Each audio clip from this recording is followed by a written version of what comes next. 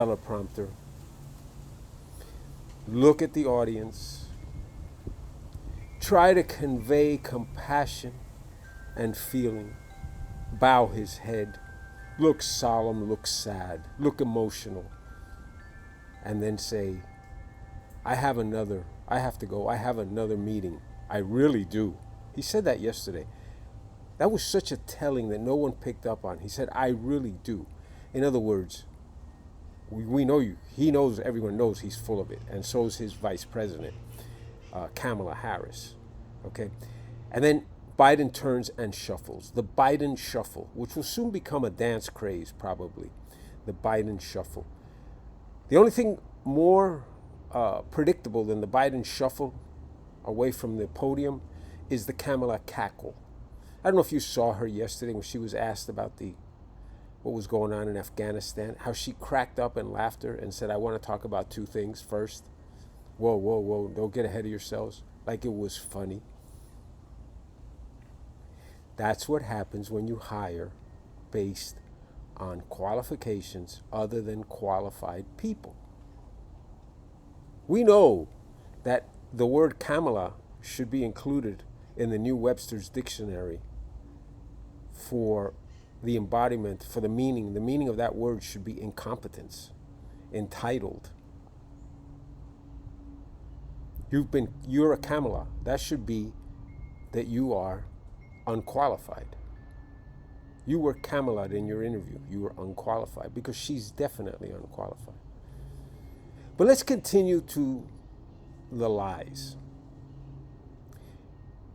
Do you remember when in 2019 Joe Biden said Donald Trump is trying to tell us that China is going to eat our lunch, that China is going to pass us as an economy? Donald Trump is trying to tell us that? Come on, man. China's not going to eat our lunch. China can't compete with us. Cannot compete with us. He said that point blank, okay? I'm sure you remember that. Do you remember when Operation Warp Speed was undertaken by President Donald Trump and he said he'd have a vaccine in a year? And on the campaign trail, the incompetent one said, they asked her if she would take the vaccine. She goes, I won't take it. I won't trust anything that comes out of Donald Trump. That was Kamala Harris. Now she's pushing the vaccine, right? The vaccine is very acceptable now. The same vaccine that Donald Trump fast-tracked and created under his administration. That vaccine is now acceptable. That vaccine is now, if you don't get it, you're the bad guy. The situation in Afghanistan, there's no doubt, number one, that yes, we want to get out of there. We all want it out of Afghanistan. That's number one. And that Trump had a plan to get out of Afghanistan. But Trump's plan was condition-based. Trump's plan included making sure that $50 billion or $45 billion worth of equipment, military equipment, hardware, software, technology, would not get in the hands of the enemy. Make sure that the civilians, both U.S. and Afghanistani and anyone else that helped the Americans, were out before the military was pulled. Condition-based. And he had the Taliban and he had ISIS scared witless because they knew that he would go after them like he had proven it in the past. What has changed? Donald Trump is out of the White House and we have a babbling, bumbling buffoon and his administration in there who is all talk and no action. Remember a month ago, he said when they asked him, what are the chances that with this military pullout that you're having at the end of August, that Afghanistan and Kabul will be overrun? He goes, that'll never happen. It's a completely different situation. What happened? We're not even out yet and it's been overrun. This is incompetence. This is hiring according to criteria for wokeism. And don't underestimate the impact that this same mindset will have on the American economy as corporate America succumbs to this woke mentality and hires based on an agenda and puts the sugarcoating, the window dressing on their corporate structure to appease wokeism. The American economy will suffer, and no one will be happier than those that are trying to overtake the American economy and make their economy the world's economy, which is China. China is applauding all these mandates of equity and equality on the United States. Meanwhile, in their country, they don't do any of those things. The Afghanistan's, the Taliban, no matter what, Al-Qaeda, no matter what they claim about it's a new Al-Qaeda with civil liberties and rights, people are being killed. People are being tortured. Women are being raped. Women and children are being raped. Nothing's changed. Ronald Reagan said weakness, I'm going to paraphrase here, but he said something like weakness is what births aggression. The world knows the weakness that is in America now. The world knows the weakness that is America right now. I don't know if you saw, but Parliament sanctioned, basically scolded America for their conduct in Afghanistan. Macron in France chided Biden for leaving American citizens, Afghanistanians who helped the Americans, in limbo with their lives threatened. The whole world is looking at this and realizing what Joe Biden has done, what America has done. And then he falls back on, we don't want to risk one more life. I don't want kids out there risking their lives. What was in Afghanistan was 3,000 to 5,000 troops.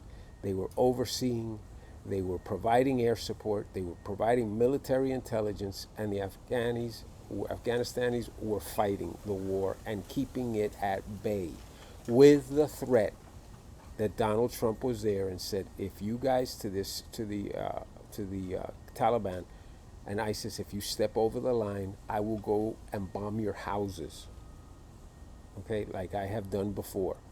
And he had him in check. And Donald Trump's retreat from Afghanistan was condition-based and was predicated on all U.S. Afghanistan civilian personnel out of the country, all military software, hardware, and equipment out of the country or destroyed, and only then would he have handed the keys back. And he wanted to keep the military base because of its proximity to China and because there's a deterrent. And Joe Biden, you're a liar, because you came out and said that on the decision of the military base, you went with your military advisors, who are a bunch of woke, weak incompetence. Okay, they've proven that. Okay, this Maley guy worries more about white privilege than he does about running the military. He's a self-serving, political ladder climbing piece of crap that should be thrown out of office, should be thrown out of his post, court-martialed. And your military leaders, you said, advised you to close the base. There are plenty of military insiders who were on television last night who said what you were told by your military advisors was that the military base was a critical piece. It should be kept open, and it needed to be manned. You said that you were only willing to provide 600. This is what's being reported. I want you to prove this wrong, repudiate this. You were willing to only provide 600 troops. Your military advisors told you that is a suicide mission, leaving 600 people there. It's not going to stop the Taliban from overrunning the base. It's a suicide mission for 600. You need several thousand. You said you have 600. They said, we will not risk the 600 lives. And guess what? That's how the decision was made to leave the base, okay? That's where the decision to leave the base was made. You only provide snippets of all the information because you are a born liar. And then you pick the perfect vice president, a born liar. You're two pieces of absolute human rubbish.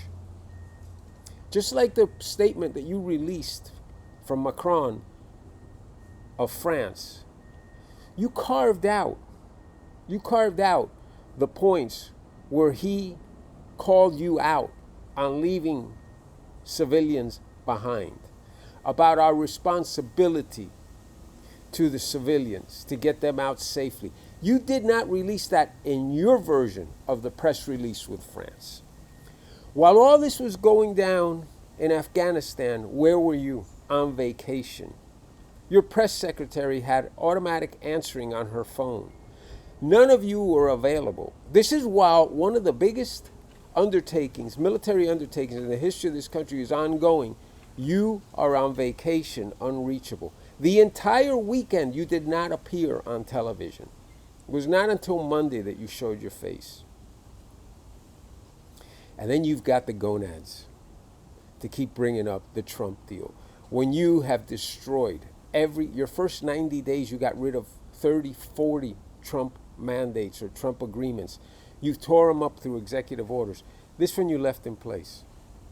And then your excuse, I couldn't go back on what Trump already did. You're a liar. Kamala Harris, the Kamala Cackle, she's a liar. Article 25 needs to be invoked. Joe Biden is an incompetent, a complete and total incompetent. Mentally, he is not there. And worse than that is, he is a morally corrupt individual. He can quote the Bible all he wants. He can look at the television camera and get all emotional and bring up his son. You know, I'm sorry about what happened to his son with the brain tumor. That's terrible. Pray for his soul. Has no bearing on what happened in Afghanistan. None whatsoever. Your son got an illness, a terrible illness that could not be prevented, okay? And he died. And he had a chance with the best doctors to do the best they could and make the best effort. What you did in Afghanistan, those people had no shot. No shot because of your incompetence and because of your hell-bent desire to say that you are the one that pulled the United States out of the 20-year Afghanistan war, which is a misnomer. The Afghanistan war is a total misnomer, because for the past couple of years, there's been 5,000 troops there. There has been no military deaths, no American military casualties since January of 2020 until yesterday. Okay? So there was no war ongoing. This was a smokescreen that you put before the American people. In order for you to be able to hang on your wall, your mantle, I ended the Afghanistan war. You didn't end anything. What you did, you ended the lives of 13 people. You know how in the stock market they talk about diamond hands and paper hands? Guess what Joe Biden is? Bloody hands. Kamala Harris, bloody hands. Mark Milley, bloody hands. Biden's military advisors, bloody hands. And it's not going to end here. And I pray I'm wrong, but it's not going to end here, because we are led by a bunch of woke morons. And until these people are taken out of office, and until these people are identified for what they are, and more importantly, until this nation realizes that because you were born of a certain gender or you were born of a certain race does not qualify you to lead this country. It doesn't disqualify you. The best is who needs to play. Okay? Forget every other criteria. The best is who needs to play. The best is who needs to lead this country. I will put no criteria on who that is. If that's all women, then that's all women. If that's all men, that's all men. If that's all white, if that's white, black, I don't care. The best. But what you're seeing today, and what unfortunately has cost the lives of 13 Americans, is hiring based on a criteria that precludes looking for the best, looking for the brightest, looking for the most experienced, looking for the people who belong in that position. And that is what we're seeing. And this is the price that has been paid. And it's very easy for me or you to sit there and say how terrible this is, because we're not the ones who had anyone die there. And we're not the ones that died there. Joe Biden, there's blood on your hands. You will never be able to wash that blood off your hands. Kamala Harris, you are corrupt. You are a liar. And you know what? Everyone's into investigations. Investigate Kamala Harris and the car dealer in California, please. Investigate her background with that. That's all I'm going to say. Look into it. Google it. Search it. 2022 midterms, this table has to be overturned. I used to say Trump shouldn't run. Trump must run in 2024. He must run in 2024. It is our only hope. It's not Ron DeSantis. It's not anyone else. Donald Trump has got to take the reins again, because this has gotten out of control. The United States is not respected throughout the world any longer. And people know that as long as that bumbling old codger is in the White House, he has no say in what goes on. He merely repeats what is written for him to repeat. And we've discussed why. Because if he doesn't, Hunter goes down, Jim goes down, he goes down, and the legacy goes down. This is an extension of the Obama White House. This is an extension of the Biden vice presidency. Robert Gates said it best when asked about Joe Biden's foreign policy and decision making in general. He's almost always wrong. He's almost always proved to be on the wrong side of the vote. He's an incompetent. That he didn't say that. I said that. And we are seeing it play out. God help us all. This program should be sent. You should send this to 10 people. I'm asking you as a favor. I know it's long, but I think it's to the point. Send it out to 10 people. I'm asking you as a favor. 10 people. Let's get some feedback. Let's get some traction. Let's get this thing moving. Thank you and have a good day.